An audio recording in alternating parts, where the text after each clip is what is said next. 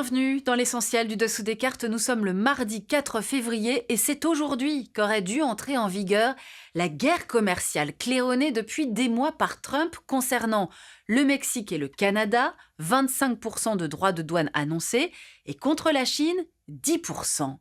La guerre commerciale la plus bête de l'histoire, titrait déjà il y a quelques jours le Wall Street Journal, pourtant proche des républicains. Trump qui a finalement hier fait machine arrière, annonçant la suspension de ses hausses de tarifs douaniers visant ses voisins. Alors que s'est-il passé? Quelque chose qui se résume sans doute en 4 mots, le retour au réel. Sortons nos cartes. On commence par prendre la direction de New York. Voici au sud de Manhattan la célèbre Wall Street, où se situe la grande place boursière américaine.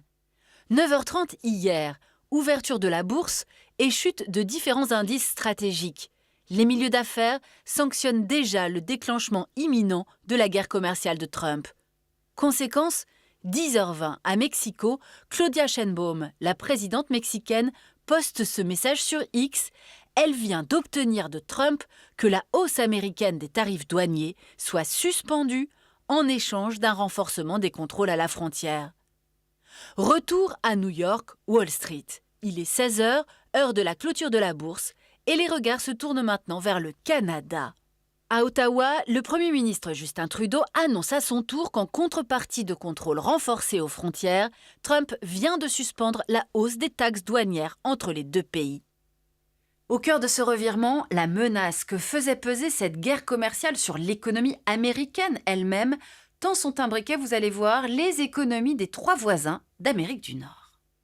Au Mexique, voici les fameuses maquiladoras, des usines où sont assemblés des produits conçus puis vendus par des entreprises américaines situées de l'autre côté de la frontière.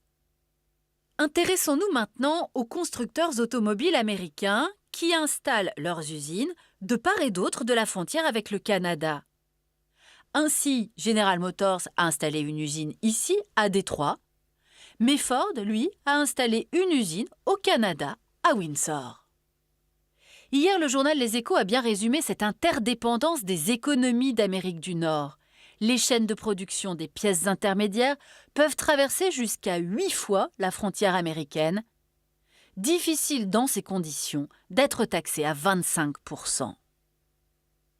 Enfin, en parallèle de ce principe de réalité économique, il y a aussi la réalité législative. Pour prendre ces mesures douanières, Trump a utilisé une loi prévue pour les situations d'urgence économique.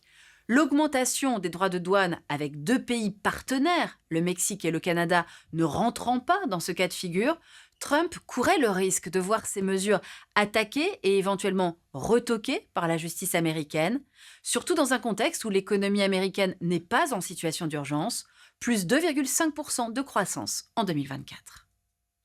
Voilà l'essentiel du dessous des cartes, c'est fini pour aujourd'hui. À bientôt.